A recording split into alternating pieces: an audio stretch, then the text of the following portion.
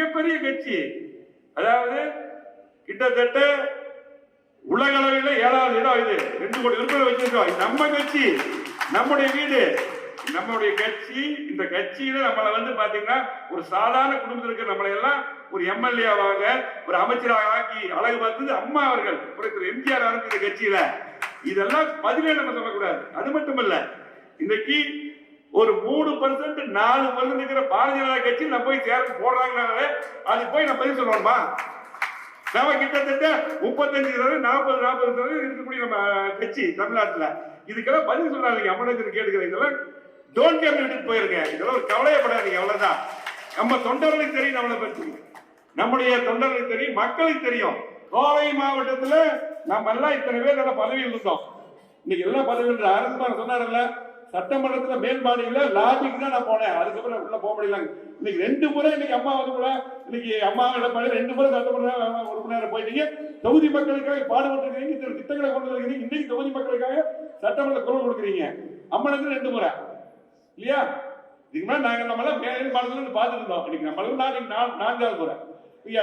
நம்முடைய கந்தசாமி 2 முறை, நம்ம ஜெயராம். இதெல்லாம் வாய்ப்பு நம்முடைய கட்சி. இதுக்கு வந்து இந்த கட்சியை வந்து இந்த கட்சியிலிருந்து ஒரு கிட்டத்தட்ட ஒரு 3% 4% பாரதிய ஜனதா கட்சியில வந்து போல. அதே போல நிறைய பாத்துங்க பொதுமக்கள்கிட்ட. இது மட்டும் இல்ல, திமுக எதுவுமே செய்ய 3 வருஷமா ஆட்சி ஓட்டுறாங்கல்ல. இது இதேதான் இந்த விளம்பரம் தான் ஓட்டுறாங்க. வேற என்ன செஞ்சுட்டாங்க சொல்லுங்க? இதேதான் இருக்கிறது இல்லாம காமிக்கிறது. நல்லா செய்யற எடப்பாடியார் 2.5 மணி நேரம் பேசுறாரு சட்டமன்றத்தில். அது காமிக்கவே மாட்டாங்க. அதே அவர் பேசிக்கும் போது பாத்தீங்கன்னா வேற ஏதாவது நியூஸ் ஓடு. அவர் வந்து தீவிரம் மக்களுக்காக சட்டமன்றத்தில் பேசிட்டு இருப்பாரு, கட் பண்ணிடுவாங்க.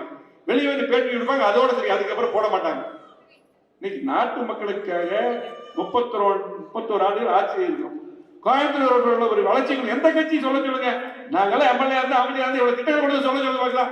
நான் காலை நிமித்திட்டு போய் பாராளுமன்றத்தில் ஓட்டு கேட்போம். பாராளுமன்றத்தில் காலை நிமித்தி நெஞ்சு நிமித்தி ஓட்டு கேட்கிற தகுதி எங்களுக்கு மட்டும்தான் இருக்குது. ஆகவே இதுக்கெல்லாம் பதில் சொல்ல வேண்டிய அவசியம் இல்லை. அம்மனத்தில் பேசுங்கிறது நான் பேசுறேன். அம்மனத்தில் கவலைப்பட வேண்டியதில்லை. நம்மளை பத்தி நம்முடைய தொண்டர்களுக்கு தெரியும், நம்முடைய பொதுமக்களுக்கு தெரியும், நம்முடைய தலைவர்களுக்கு தெரியும். எங்களுடைய கொள்கை அம்மா ஆட்சி அமையணும், எடப்பாடியார் முதலமைச்சர் வரணும்.